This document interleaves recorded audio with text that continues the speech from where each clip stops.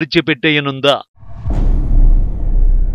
మరో 5 సంవత్సరాల్లోనే యుగాంతం జరగబోతోందా? యుగాంతం ఎప్పుడనే అంశానికి సంబంధించి మనం ఇప్పటివరకు చాలా డేట్స్ విన్నాం. ప్రపంచ ఖగోళ శాస్త్రవేత్తలు 2068లో యుగాంతం వచ్చే అవకాశాలు చాలా ఎక్కువగా ఉన్నాయని తెలిపారు. ఇందుకు ప్రధాన కారణం అపోఫిస్ అనే భారీ గ్రహ శకలమే.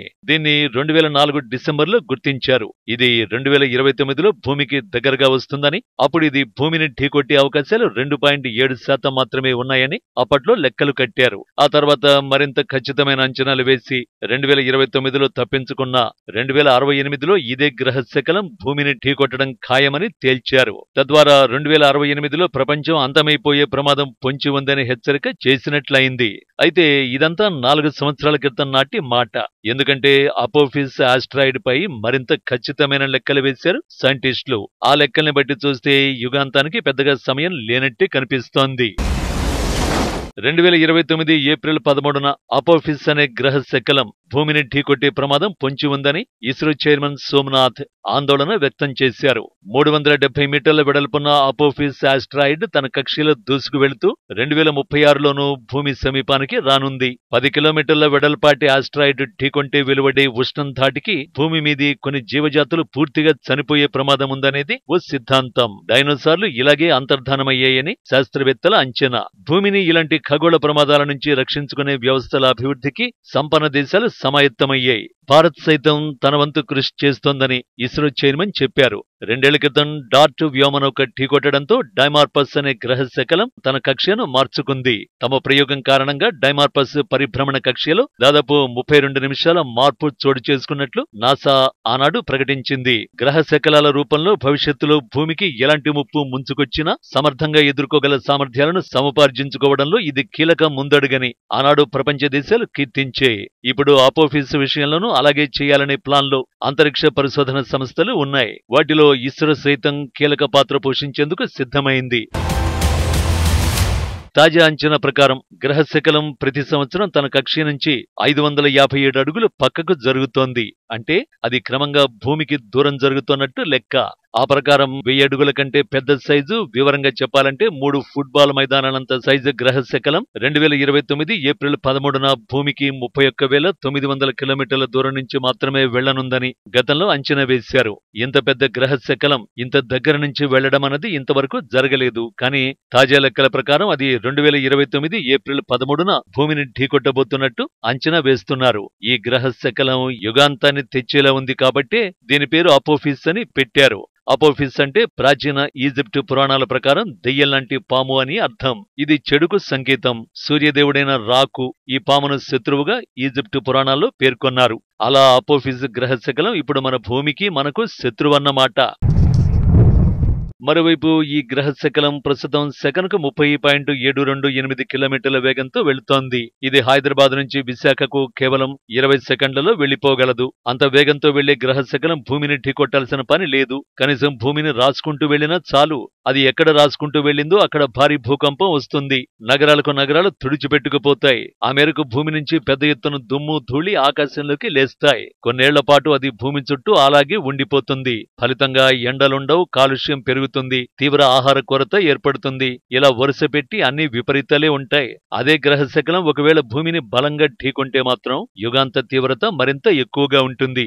అలా జరగకుండా ఏం చేయాలనే ప్రశ్నకే ఇప్పుడు ప్రపంచ శాస్త్రవేత్తలు సమాధానాలు వెతుకుతున్నారు. అందులో డార్ట్ వ్యోమనౌక ఒక వ్యూహంగా కనిపిస్తున్నా అది ఎంతవరకు అపోఫిస్ కక్ష్యను మార్చగలదనే ప్రశ్నకు ఇంకా సమాధానం లేదు. ఇదే సమయంలో మన అదృష్టం బావుండి ఒకవేళ 2029లో ఈ ప్రమాదం తప్పినా 2068లో మాత్రం ఖచ్చితంగా ప్రళయాన్ని సృష్టించక తప్పదని అమెరికా, రష్యా శాస్త్రవేత్తలు ఎప్పుడో ప్రకటించారు. నిజానికి విశాల వినీలాకాశం ఇప్పటికీ ఓ అంతుచిక్కని రహస్యమే. ముఖ్యంగా మొత్తం భూమిని నాశనం చేయగల గ్రహ శకలాల గురించి మనకు తెలిసింది చాలా తక్కువ. డైనోసార్లు లాంటి భారీ జీవరాశులు అంతరించిపోవడానికి ఈ ఉల్కాపాతమే కారణం. 1908 జూన్ 30న రష్యాలోని సైబీరియాలో అతి పెద్ద ఉల్కాపాతం సంభవించింది. జనసంచారం లేని ప్రాంతం కావడంతో అప్పట్లో పెను విధ్వంసం తప్పింది. భూమికి చేరువగా ఉండి వినాశనం సృష్టించగలిగే 16,000 గ్రహ శకలాలను ఇప్పటి వరకు గుర్తించారు. రోజుకు సగటున 3 చొప్పున ఇటువంటి వాటిని కనుగొంటున్నారు. అంతరిక్షంలో పొంచి ఉన్న అపాయాల గురించి అధ్యయనం చేయడంతో పాటు అందరిలో అవగాహన కల్పించడానికి జూన్ 30ని గ్రహ శకల దినోత్సవంగా 2016లో ఐక్యరాజ్య సమితి ప్రకటించింది. గ్రహ శకలాల బారి నుంచి భూమిని కాపాడటం, అందుకు తగ్గ సాంకేతికతలను అభివృద్ధి చేయడం, భావితరాలకు వీటి గురించిన సమాచారం అందించడం దీని ప్రధాన ఉద్దేశ్యం.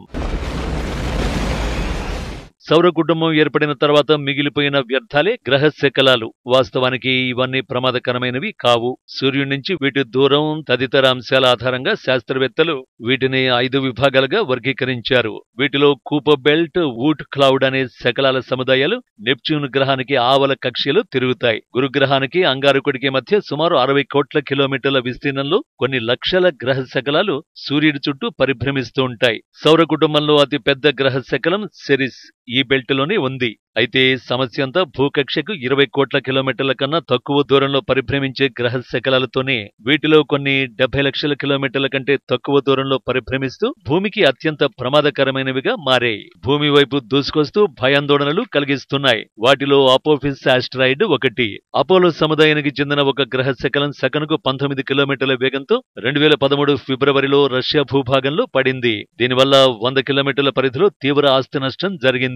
వేల భవనాలు దెబ్బతిన్నాయి. 1491 మంది గాయపడ్డారు. జపాన్ పై వేసిన అణుబాంబు కంటే 30 రెట్లు ఎక్కువ శక్తి ఈ ఉల్కాపాతం సందర్భంగా విడుదలైంది. 2020 సెప్టెంబర్ 1, నవంబర్ 2 తేదీల్లో 2 గ్రహ శకలాలు భూమికి దగ్గరగా వచ్చినట్టు నాసా పేర్కొంది.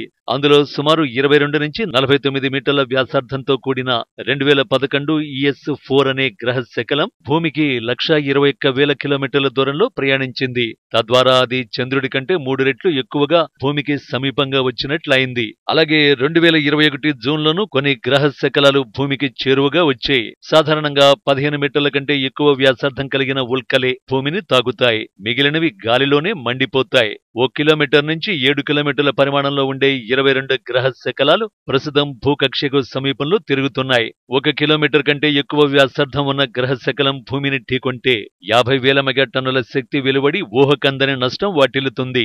వాతావరణంలో పెను మార్పులు సంభవించి జీవజాలం మనుగడే ప్రశ్నార్థకంగా మారే ప్రమాదం ఉంది. ఈ లెక్కలన్నీ యుగాంతానికి మరోసారి గ్రహ శకలాలే కారణమవుతాయని తేల్చేస్తున్నాయి.